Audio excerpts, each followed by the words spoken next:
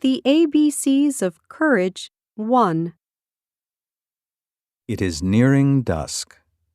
The man has finished his day's labor. He is a plumber, and today he was working at a construction site, and his shift has ended.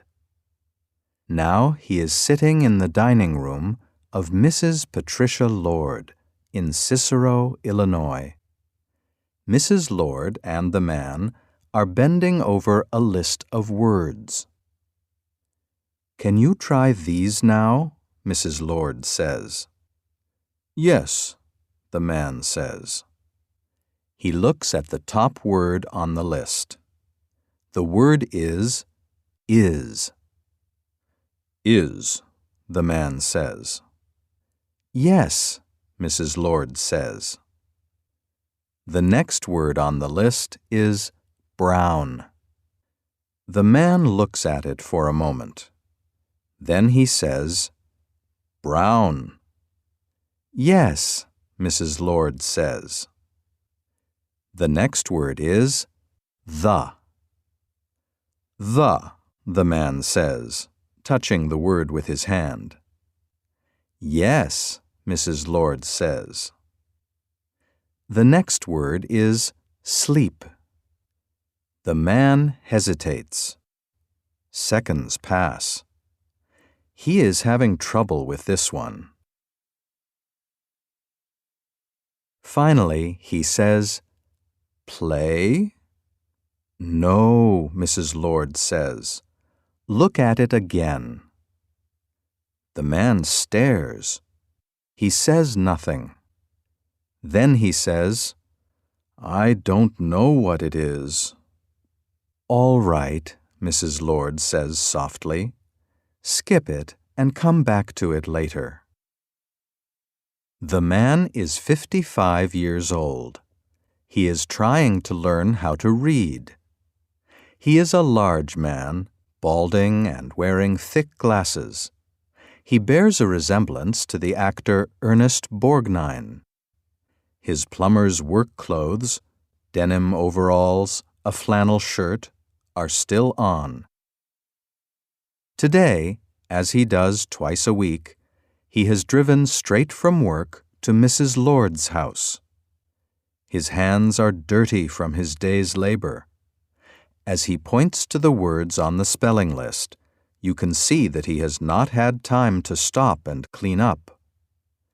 He has been coming to Mrs. Lord's house for just over a year. The next word on the list is down. "Down," the man says with confidence in his voice. "That's right," Mrs. Lord says. "Very good." The man, we will not name him here because he has asked us not to, never learned to read as a child. His mother was sick, and his father was an alcoholic. The boy did not do well in school, and at the age of 12, he dropped out and began to work. Sometimes his mother would try to teach him something. His father, if he had been drinking, would say, "What the hell are you bothering to teach him for? He don't know nothing." The man went through most of his life hiding his secret. He learned to be a plumber. He married and started a family. He concealed his inability to read even from his wife and children.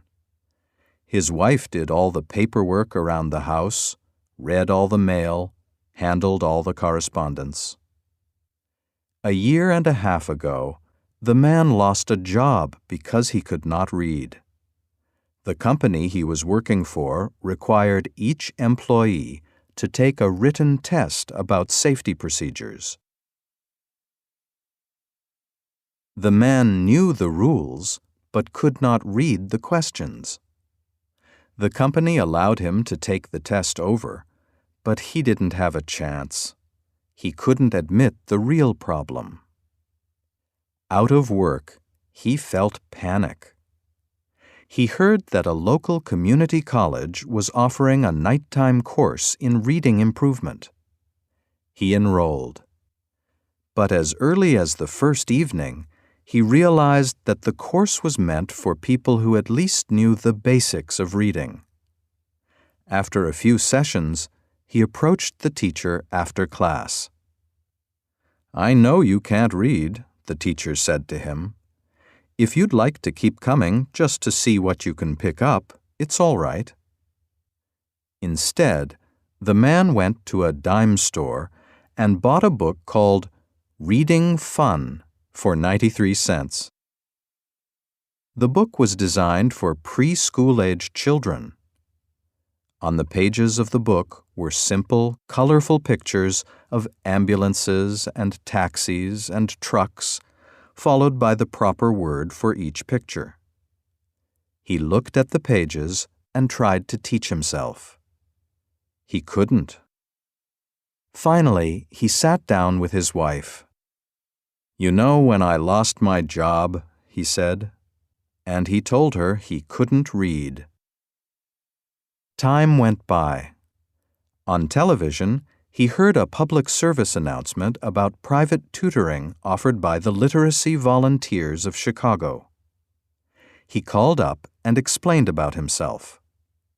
The person on the other end of the line said that there were no suitable volunteers available at the moment. The man left his name. 4 months later, while he was out of the house, the literacy organization called. When the man arrived back at home, his wife said she had some news for him.